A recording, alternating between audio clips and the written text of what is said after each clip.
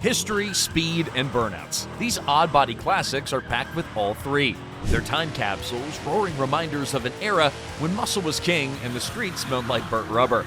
But some of these machines stand out with more history, more speed, and way more reliability.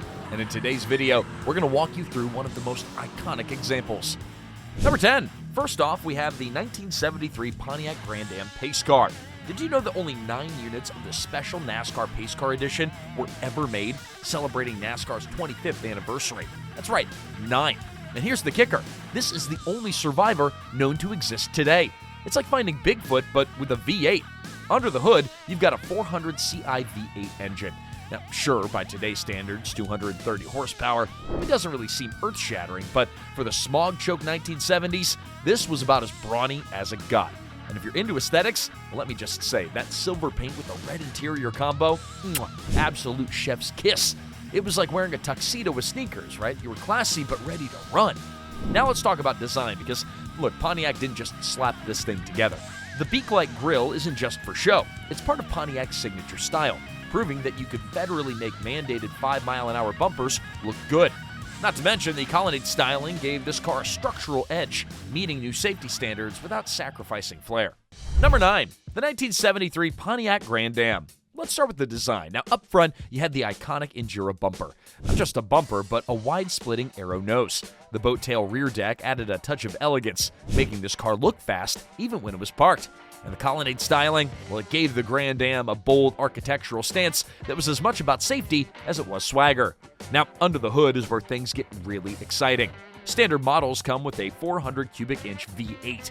Solid, dependable, and plenty powerful. But the real legend was the optional 455 CL Super Duty engine. Inside, Pontiac made sure that you felt like royalty. Individually adjustable bucket seats were a rare luxury for the time. And the dash wasn't just any dash. It was crafted with genuine African mahogany wood. That's right, real wood, not just some cheap veneer. Add in some rally gauge cluster and a sporty 3-spoke steering wheel, and you had a cockpit that was ready for anything, whether it was a long road trip or just a quick cruise around town. Number 8. The 1974 Pontiac Lemman GT. Back in 2012, fans of the Moonshiner show on the Discovery Channel got a surprise cameo. Tim Smith, the Moonshine Maestro, was using the trunk of his 1974 Pontiac Lemman GT to haul his legendary, and at the time very illegal, liquor. Just like his moonshine, this car packs a punch. Raw, unfiltered power that makes it a legend in his own right. From a distance, you might mistake it for the iconic GTO, but the Lemman GT, it's the rarer sibling that'll leave you in awe once you get to know it. Now, under the hood is where the magic really happens. We're talking about a numbers-matching 350 cubic inch Pontiac V8 engine with a 4-barrel carburetor. The setup is the real deal, folks. It's got a 4-speed manual transmission that shifts smoother than butter melting on a hot biscuit. And here's the kicker. Only 285 of these Lemman GTs were ever built in 1974.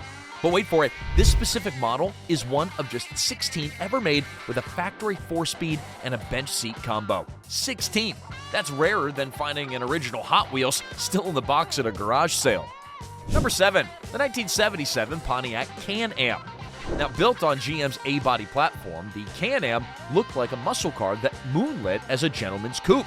You've got that long hood, a fastback roofline, and a shaker hood scoop borrowed straight from the Trans Am playbook.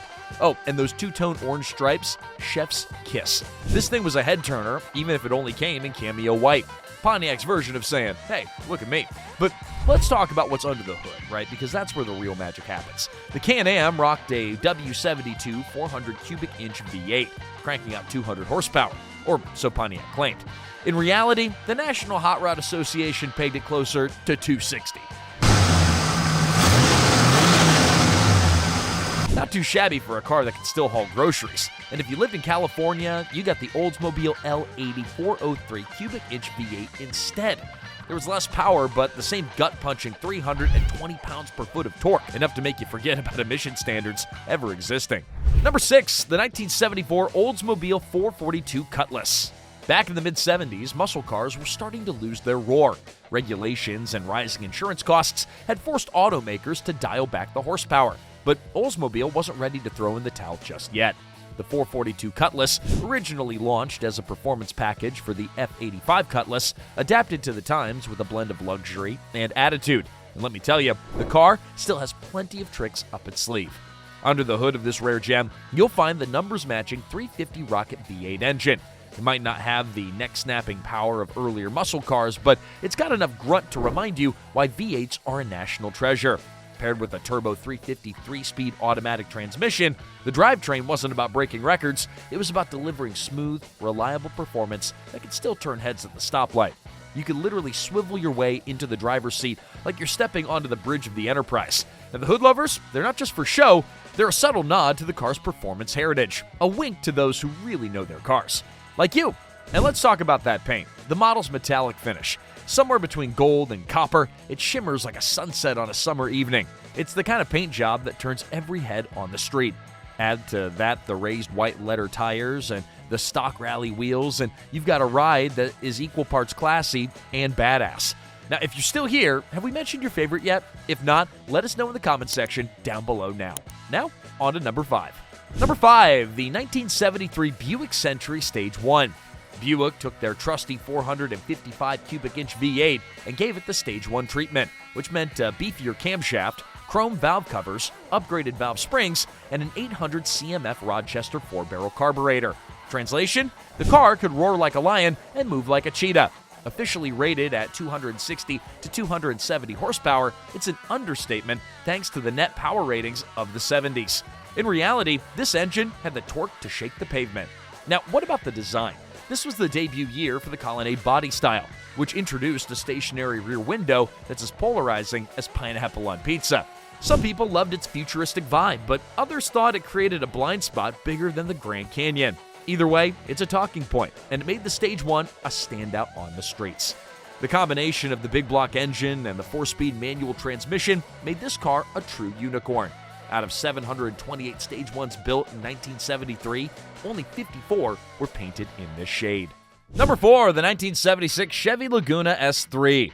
Disco was king, bell bottoms were flapping, and Chevy decided to unleash one of the most iconic street machines ever built in 1976, the Laguna S3. Now, first off, let's talk about that sloped front end. This wasn't just a design choice, it was engineering genius aimed squarely at dominating NASCAR's high-speed circuits. And dominate it did. For 2 glorious years, the Laguna S3 cleaned up so hard on the track that NASCAR had to step in and ban it. That's right, it was too good. When a car gets outlawed because it's spanking the competition, you know you've got something special. Now, under the hood, the Laguna didn't mess around. You had options ranging from a 350 cubic inch V8 to the monstrous 454 cubic inch big block powered by a Dominator carburetor. I mean, that's some serious muscle, folks. Sure, the horsepower might not seem jaw-dropping today, but back then it was all about torque. At over 200 pounds per foot, this car could launch you off the line with enough force to make your coffee spill. If you dared drinking coffee while driving it, that is. And let's not forget about the style. The style. The Laguna S3 had that unmistakable Colonnade A-body look. With curves that could stop traffic and wheel wells so big they practically shouted, "Put some racing slicks on me." Inside, you've got swivel bucket seats and some models, making you feel like a king of the road every time you hop in. Even the bench seats were like sitting on a couch. I mean, it's comfort meets performance. But what really sets the Laguna apart is how it's aged. This isn't just a car, it's a project, a passion, a piece of Americana you can still tinker with today. One owner slapped on some Gabriel Ultra shocks to tighten up the cornering, and suddenly, his 70s cruiser was handling like a modern performance car. You want to double the horsepower? Well, you can do that too. The Laguna is as customizable as it is classic. Number 3, the 1974 Chevy Malibu. Forget the fuel crises blues of the mid-70s. This Malibu is packing a pro-charged 572 cubic inch big block Chevy engine that churns out a jaw-dropping 900 horsepower. As we mentioned earlier, the 1970s weren't exactly kind to muscle cars. Regulations, gas prices, and some questionable design choices had enthusiasts mourning the golden age of raw performance. But GM's Colonnade A-body platform, that's what this Malibu is built on, was an underrated gem. It had a stronger chassis, tighter handling, and was even the first to feature radial turn suspension. Brian Grove's Malibu wasn't born a beast, though. This family hand-me-down started life as a more humble ride before going through a series of drivetrain overhauls. Over the years, it's become a monster on the track, hitting over 100 miles an hour in half-mile races and turning heads everywhere it goes. It's the kind of car that'll make you stop mid-sentence just to listen to the rumble of that big block engine and the sweet whine of lower gears. A sound straight out of every gearhead's dream.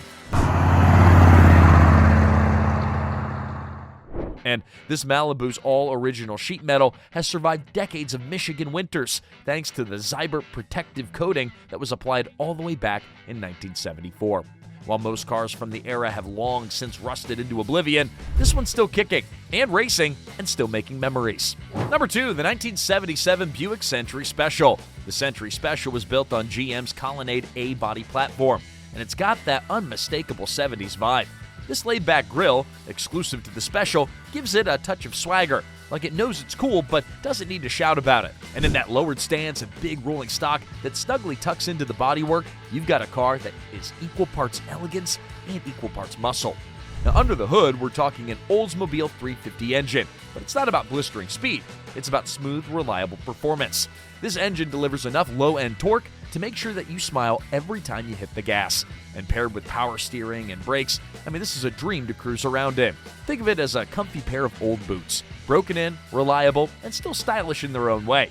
Inside, the Century Special tells its story. Sure, the sun-faded plastics and a few cracks here and there will show its age, but that's kind of part of the charm. It's like flipping through an old photo album. Every blemish has a story to tell. The reupholstered seats and original dash are a nice touch, giving it a balance of preservation and restoration. And number 1, the 1974 Chevy Laguna. This isn't just any old A-body GM car. It's the same body style that NASCAR legend Cale Yarborough used to clinch 2 championships. That's right, this baby's got racing DNA coursing through its veins. And while today it's rare to see one out in the wild, it's even rarer to find one in the pristine condition that we're looking at here. Now, this particular Laguna, the clone of the Cannonball Run movie car, packs a 454 cubic inch big block Chevy engine. For those of you who speak horsepower, that's a factory beast that'll make your heart skip a beat. It's not just a looker either. The engine has been fully restored, complete with a shiny new Edelbach 4-barrel carburetor and manifold. Add to that a dual exhaust system with glass packs, and you've got a symphony of raw power that'll make any gearhead's pulse race. But hold on, it's not just the engine that's been given the VIP treatment. This Laguna's body got a full restoration back in 2002. And it's aged better than most of us. Sure, there's a little cracking in the urethane front fascia and some spidering in the paint if you look real close, but hey, look, that's just character. The Rally Sport wheels, painted body color white, and a touch of flair with that two-tone boot stripe, this is the cherry on top of an already sweet ride. Step inside and you're greeted with those swivel bucket seats. Yeah, you heard that right. They swivel, and an interior that's just as classic as the exterior. The odometer reads 33,000 miles, and judging by the condition of the upholstery, it's unbelievable. Even the CB radio and aftermarket gauges give it that perfect retro touch. So why does the 1974 Chevy Laguna matter? Well, because it's more than a car. It's a time capsule of American muscle and racing glory. This isn't just a car you drive, it's a car you experience. And trust me, once you've heard that big block roar, you'll never forget it.